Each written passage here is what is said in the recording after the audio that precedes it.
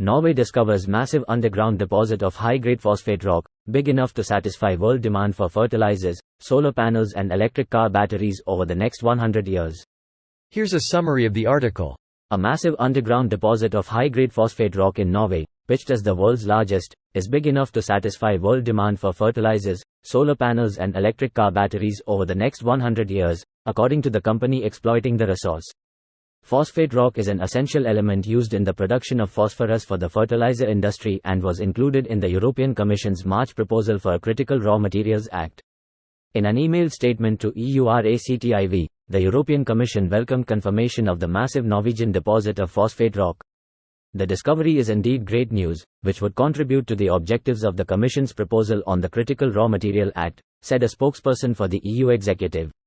About 90% of the world's mined phosphate rock is used in agriculture for the production of phosphorus for the fertilizer industry, for which there is currently no substitute.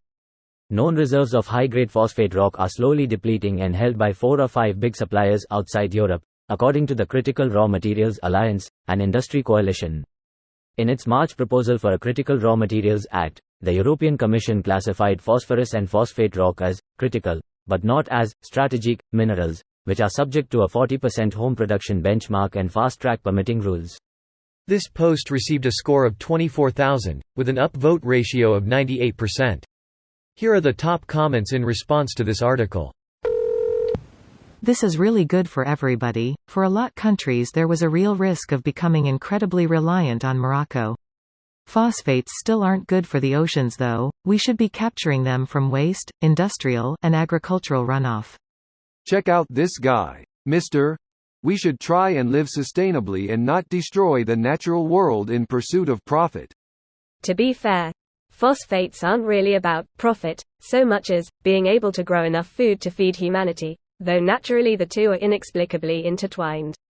We only rely upon phosphates and pretty much all fertilizers to feed humanity because of widespread terrible modern farming practices which deplete topsoil and nutrient holding capacity of soils in general. That and the fact that we waste around half of everything grown.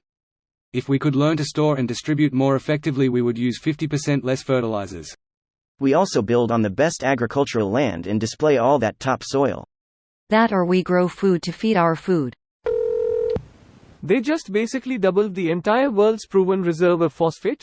Holy shit. Morocco is having a really bad day. They were banking a lot on their state-run phosphate company to be a cash cow. Morocco was said to be a superpower based on phosphate alone. Now they'll only have the second biggest phosphate reserves on Earth, the losers. Their subpar phosphate reserves make me sick spits. What an FCK in lucky country, both resources and sanity. And only 5 million people. Yup, Norway's oil production is 2.3 million barrel per day. In the context of other countries like the US that produces 11.9 mm or Saudi Arabia that produces 10.6 mm, that might not seem like a lot. But given that Norway's population is so small, it's a lot of wealth spread across a small population. For reference, in order to have as much oil production per capita as Norway, the US would need to produce 141 million barrels of oil per day. The total global consumption of oil is around 100 million. Always low-key wanted to move there due to their sensibility, self-sustainment, overall government and general ideology and morals, etc. Seems like a very good place to live, but I'd be completely lost in translation. Wouldn't it be hard to just move there or any other country on account of hard rules for becoming citizens? I have always heard countries don't really make it easy for someone to just move and start living there etc.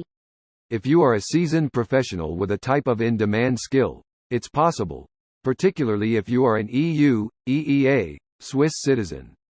Norway isn't in the EU, but it still applies a labor market test when hiring non-EU, EEA, Swiss people, which means a US citizen needs to be better at what they do than all these European job seekers in Norway. And those European job seekers need to be better than local Norwegians. This video was automatically created by Reddit to speech. The article and comments in this video were selected from Reddit according to their upvotes, and any paraphrasing was performed by smmry.com, without any human intervention.